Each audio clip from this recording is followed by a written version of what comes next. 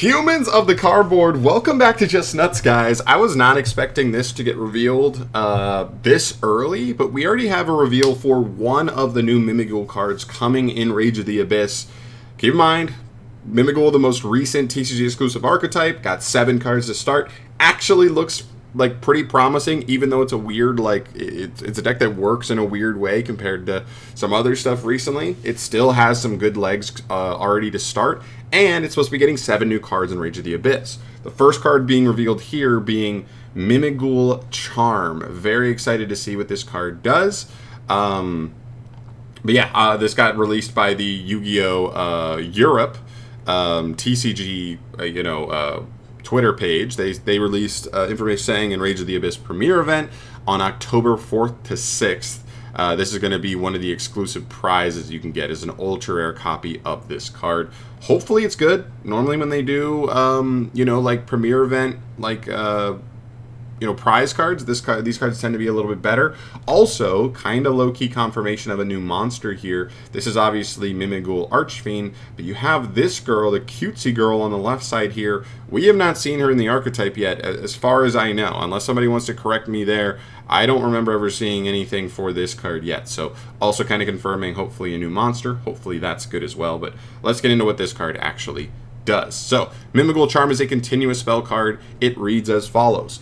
Once per chain, during the main phase, if a MIMIGHOUL monster your opponent controls is flipped face up, you can randomly choose one face down card in your opponent's extra deck, and if it is a monster that can be special summon it to your field, but it cannot activate its effects this turn. If it wasn't or couldn't be special summoned, banish that card. You can only use as effect of MIMIGHOUL Charm twice per turn. Interesting card here. This is a really interesting card here. Okay, first and foremost, this card, to me, if you play it, is probably a one-of. This card does not do literally anything on its own. Doesn't do anything to get plays started or anything. This is a card where, like, when you already have access to your play, this card kind of helps you get a little bit of extra oomph out of it. I mean, the idea of the decks that you keep giving your opponent MIMIGHOULs, you keep flipping them, and you know what I mean, getting the benefits off of the negative effects that are triggering on your opponent's field. This card only adds to that. Now, I don't love that it's random. That's like the downside of this card, and a downside to a little bit of what MIMIGHOUL does, right? Is it just called like MIMIGHOUL Chest? I can't remember the exact name of the card, but the one that adds one and summons one to the opponent's field, that one's, a little bit of RNG. Sometimes you're going to want one over the other, but you just kind of have to accept the randomness. There's definitely this random aspect here, which does hurt the deck's playability, right? If you get to choose, that could just be significantly better, being able to, like, pick a random card in your opponent's extra deck, reveal it, and then you go, do I want to summon it or do I want to banish it? But this one is like, you have to summon it, and then it only banishes if you couldn't summon it. Which is weird, but still, it is a body nonetheless, and not only one body, but also has the potential to be 2 bodies for you if you could get 2 MIMIGHOULs flipped in the same turn. It's an interesting card. I'm not sure truly how good it is, although to be fair, in a format where there isn't stuff like Kashtira Unicorn really being like super, super prevalent, a lot of people are going to have one-ofs in their extra deck. And so being able to banish anything, so either take it out of their extra deck and even if you link it off, it goes to grave, whatever, or it gets banished, for them, it'd either be going to grave after not being special summoned correctly, so they wouldn't be able to reborn it, or it'd be getting banished and just being basically gone for the entire duel, probably either way. And especially if you can trigger this twice, that's definitely a little bit better than, especially if you get it twice on your turn and still set up a quick MIMIGHOUL flip on the opponent's turn for potentially like 3 just random extra deck rips. Like, that does start to get dicey, especially as the duel goes on. You hurt their grind game, even if you don't kill their full-on play. If you can just push the duel out a little longer, if they're an extra deck based strategy, they just might run out of tools. Not to mention if they play Pot of Prosperity, once you've already banished 3 cards and then they draw Pot of Prosperity, now they're second guessing, like, can I only do 3 here? Can I only afford 3? Or if they do 6, they only have 6 more cards left in the extra deck total killing the grind. If you just keep them from killing you, basically, you may just be able to win the duel that way. So there is a lot more than just on the surface here. This is the kind of card, though, that I look at and I go, I don't know with the engine right now if this card is good enough to play. If we get another engine card or two in the other 6 cards here that make this card like feel a little more free, that's the problem right now. It's like I'm looking at this card and I'm going, if I go normal summon dragon, in what scenarios am I searching this card? Like the situation where like I already have 2 of either the field spell, trap, or the main spell. Like, I'd have to have Dragon plus probably 2 of those, and that's a scenario where I'm searching Charm. Like, you know what I mean? Like, it feels like this card's, like, the last card you're worrying about. You need to get everything else set up first before you even worry about, like, going into this card.